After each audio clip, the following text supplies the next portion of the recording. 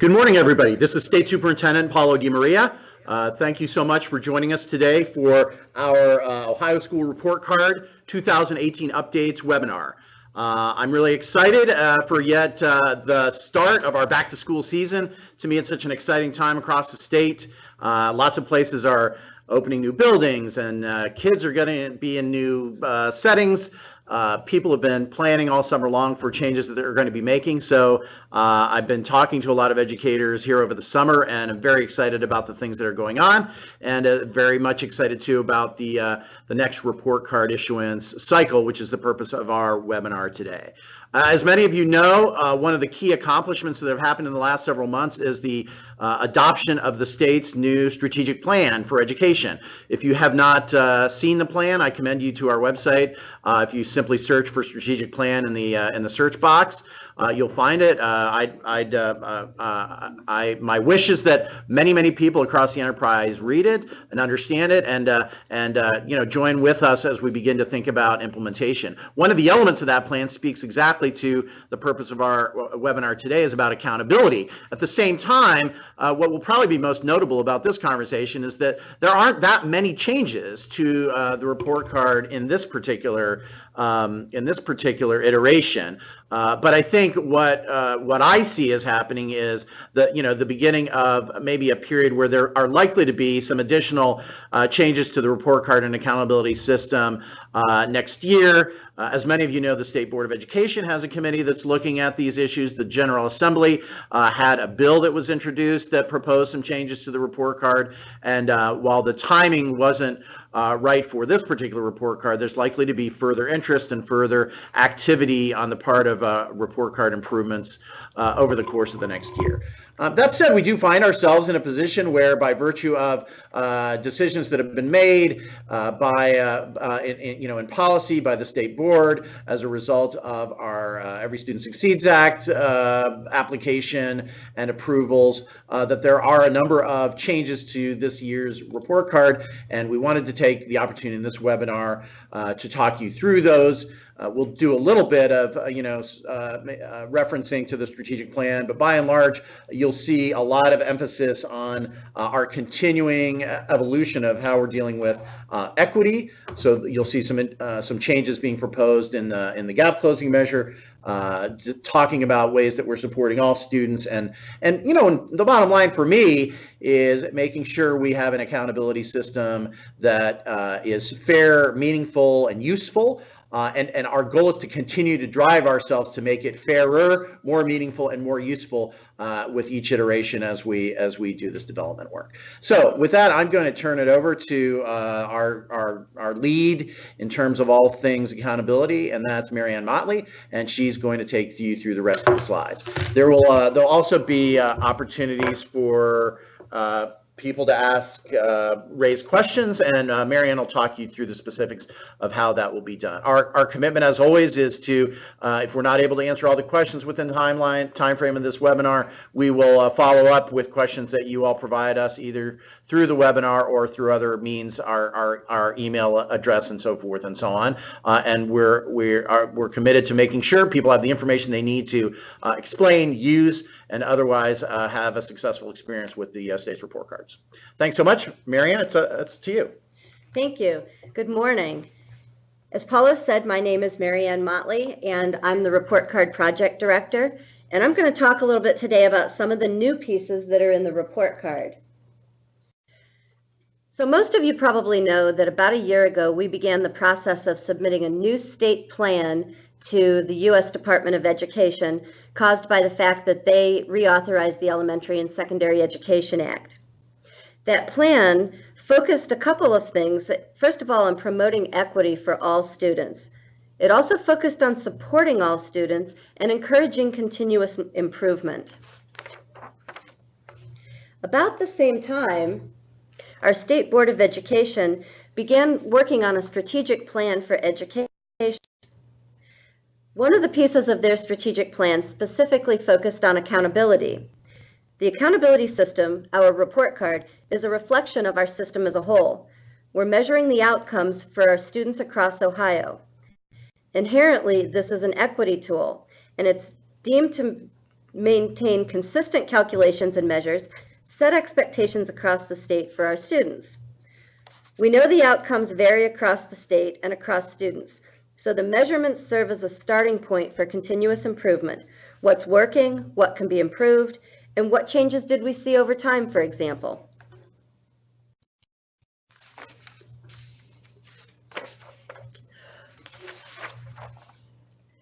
What you see on the screen now are the 4 equal learning domains that are the keystone to our strategic plan. These 4 learning domains are designed to serve the whole child. Now, how is this done? What we want to talk about today is the report card and some of the changes that you're going to see on the 2018 report card. So let's begin at looking at some of the new subgroup reporting requirements. For several measures on the Ohio school report cards, we report and grade the performance of the federally required subgroups. All students are broken down by race, ethnicity, economic disadvantage, English learners, and students with disabilities. New requirements in the Every Student Succeeds Act also report the achievement and performance measures broken out by the subgroups shown here on the screen. It's important to understand that these are report-only measures. They are not factored into the letter grades that you would see for your annual measurable objectives or gap closing component. This new view of performance can help us provide targeted supports and also give us a better understanding of students' needs to hone in on the successes and connect districts to work together. For example, migrant students, which is one of those new subgroups that will have data reported, or homeless students, are highly mobile and may not be counted in our report card measures. But in order to better support our students, we need to know a little bit more about them and their needs and performances.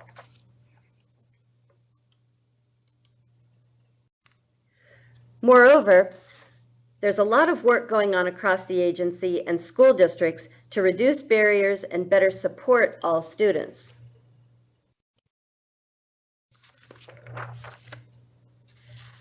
Let's talk a little bit now about the updated gap closing component. As you know, the gap closing component has been a mainstay on Ohio's school report cards for many, many years. It began with No Child Left Behind and has continued under the Every Student Succeeds Act. The gap closing information is fundamental to driving equitable outcomes for all students. Our new calculation is a fairer measure that's more sensitive to improvement and will capture the good work that districts are doing to help students achieve beyond the minimum level needed to reach the proficient range. This is a pictorial of the old and new methodology for calculating that gap closing component. On the left, you can see that in the old measure, schools and districts only earned points and were given credit for getting a student to proficient or higher. And there was no additional points for students who went beyond the bare minimum of proficient to go to a more optimum level of proficiency. With our new performance index, schools get credit across the spectrum, and every time a student increases a score from one range to another, additional points are earned. Another change in the gap closing component deals with the subgroup disaggregation, or N size. N size refers to the minimum number of students that would require disaggregation of information for a subgroup for accountability purposes. Under the old No Child Left Behind Act, Ohio had a minimum subgroup size of 30 students, meaning a particular subgroup had to have at least 30 students in order to be evaluated. In our new state plan, we set a subgroup size of 15 to be phased in across 3 school years. The minimum N for the 2018 report cards will be 25, meaning as long as a subgroup has at least 25 students in the 17-18 school year, that subgroup would be evaluated for English, math, graduation, or English learner progress. Another new measure on the report card is our chronic absenteeism improvement indicator. The Every Student Succeeds Act required a new indicator that was not based on state tests. That indicator had to be applicable to every student, disaggregated by subgroup, valid, reliable, and it had to be something that had a proven impact on student achievement. We decided to use here in Ohio the chronic absenteeism improvement indicator, and this will factor into a met or not met for the indicator's met measure. One of the things that we heard from stakeholders is that they did not want to have something new to report. Attendance rates were already being collected in EMIS, and this is one of the reasons that we chose the chronic absenteeism indicator. Approximately 37 states across the country chose the same indicator as Ohio. Chronic absenteeism is a key leading indicator in understanding the future academic success of Ohio's students. Chronically absent students are less likely to be proficient readers, and they're less likely to graduate from high school on time. Chronic absenteeism is defined as missing at least 10% of the school year for any reason, excused or unexcused. And as the slide on the screen indicates, a student can be deemed chronically absent if they miss approximately 2 days a month. So what do we know about chronic absenteeism here in Ohio? As of last school year, 16.5% of the students across the state had an attendance rate such that they were deemed to be chronically absent. We know that some schools are as high as 45%, while others are much closer to the 5% that we put in our state plan as our long-term goal. This means, though, that there were schools in Ohio where almost half of the students missed at least a month of school. Their lessons, projects, and opportunities, therefore, were very limited. There are a lot of reasons why students may miss that much time, and having this indicator is key to helping districts and schools identify trends, but also helping direct supports geared to students' needs. The indicator also reflects on the state and shows our commitment to schools and districts working to reduce the rate. So why are students chronically absent? Students are chronically absent for a variety of reasons. They vary by age, location, school, and district. It could be a safety issue, bullying, family circumstances, health conditions, or instability with housing or transportation. Chronic absenteeism often reflects large barriers that the student is facing that may inhibit the student's academic performance. Utilizing community partnerships to address non-academic barriers can increase the district's capacity while providing services to students and their families. Districts with high levels of chronic absenteeism, such as Ohio's urban and rural districts, can help every student to get to school today by using the data to identify students with the most need and more effectively targeting their resources.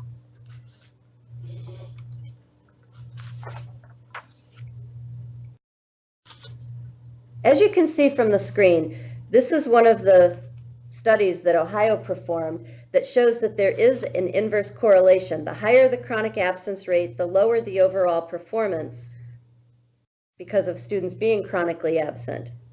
One of the requirements of ESSA is that it needs to have a proven impact on student achievement, which is one of the things that we believe working with chronic absence will do. So how is the chronic absenteeism indicator met? We're looking at this through a continuous improvement lens as a way to meet the indicator based on where a school or district is starting with its absenteeism percentage. There are 2 improvement standards that allow for attainable improvement for all schools and districts, regardless of the baseline or prior year rates. This emphasis is to highlight the data and provide crucial supports to students in an effort to increase achievement. As you can see on the table on the left, Ohio had to set goals for each year as an absolute performance for chronic absenteeism. Schools and districts will meet the goal outright if their chronic absence rate is 13.6% or lower. If it's higher, they have the ability to meet through Pathway 2, either by showing an improvement between 2017 and 2018 of 1.1 percentage points, such as going from 30% to 28.9%, or having a 3% improvement.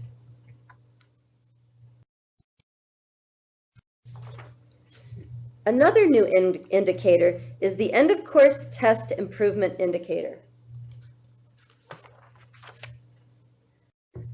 Students can retake end-of-course tests to gain required points for their 18-point Ohio State test graduation pathway. And we know that a lot of students are retaking those tests. In prior years, those retaken tests for students who did not previously score proficient were included in the individual subject indicators. Beginning in 2018, we're going to have an indicator of its own called the end-of-course improvement indicator. In the example on the screen, you can see when the retakes are included in blue, the percent of students scoring proficient is a little lower in almost all cases. But if we look at just first-time test takers in green, you can see a true percentage of students taking that test for students scoring proficient.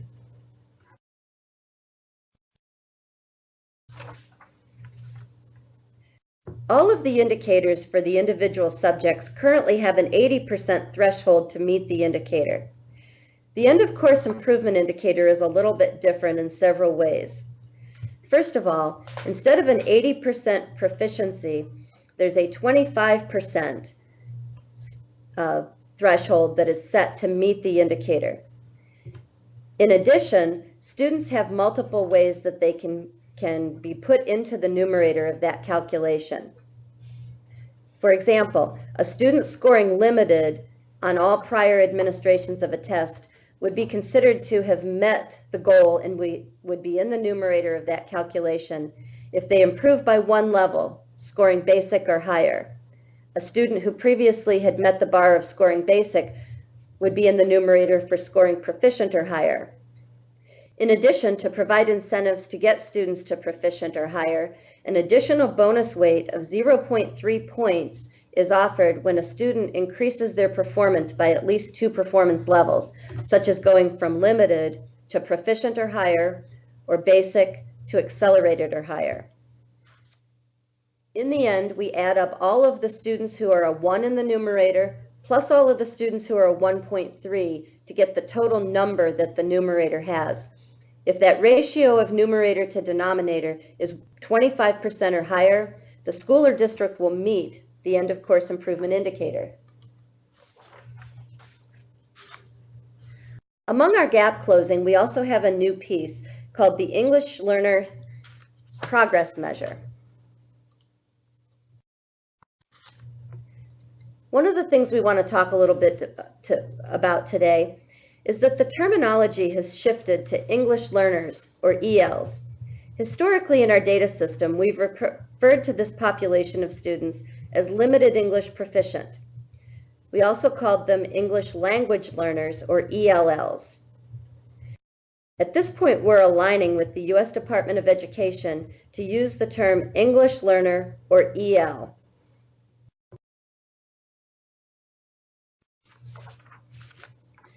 Our new English learner measure will be part of the gap closing component. And the way it works is that students take the Ohio Test of English Language Proficiency, or the OELPA test. The first time that a student takes that test, we use their grade and the number of points to assign an improvement point of either 1 or 2 points per year. As you can see from the example on the screen, a student in grade 4 or 5 who scored between 4 and 7 points on their first OELPA test would be expected to have an increase of 2 points per year, such as going from a 5 to a 7 or a 6 to an 8. In the very near future, we're going to be sending out reports to show you each student's baseline, the grade and the number of points that they received the first time that they took that test, and the number of points needed, whether it's 1 point or 2 points. We'll also be showing, based on their 2018 test, the actual number of points that they improved and whether or not they met their improvement goal. In the example on the screen, you can see that 7 out of the 10 students met the improvement measure of 70%. Once we have the total percent of students that showed improvement, we will be plugging that in to determine how many points are earned by this measure. For 2018, schools and districts are expected to have at least 51% of their students scoring in the 1 or 2 range, showing their required improvement, in order to meet the gap closing measure outright. Just like the other AMOs, points can also be earned for showing improvement, and a school or district will earn the full 100 points for this measure for cutting their gap by 10% or more. The final thing I want to talk about is the overall grade. As you can see on the screen, the 6 components beginning this year will be rolled into an overall final letter grade for every school and district. When a district or school has all 6 of the components, the ratio is set such that achievement and progress each contribute 20% to the grade, while gap closing, graduation, K-3 literacy, and prepared for success each counts for 15%. We know that there will be a lot of schools that don't have all 6 components, and even some districts may not have all 6. A table's been created to show what percent each component contributes to the overall grade when there are less than the full 6 components.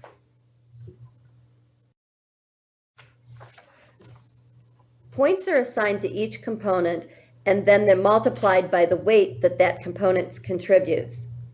The final points are summed and then plugged into the table that you can see on the screen to issue the final letter grade.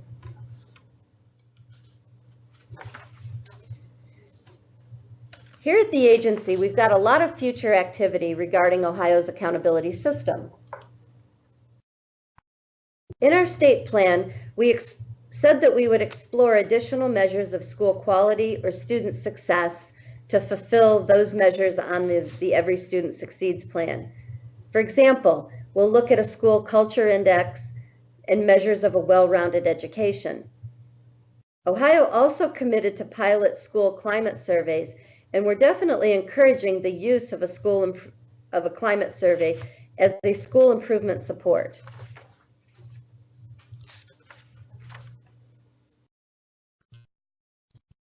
As I conclude my remarks today, we want to remind you that there are a lot of resources that exist for readers to understand the new measures and the existing pieces of Ohio's accountability system.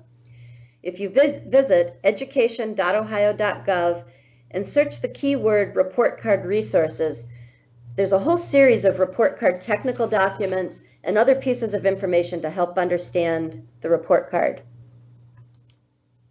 In addition, we have an accountability mailbox that can be used if you have questions about Ohio's report card. The address is accountability@education.ohio.gov. And if you have any questions about today's report card, you can go ahead and put them in the accountability mailbox and we will respond.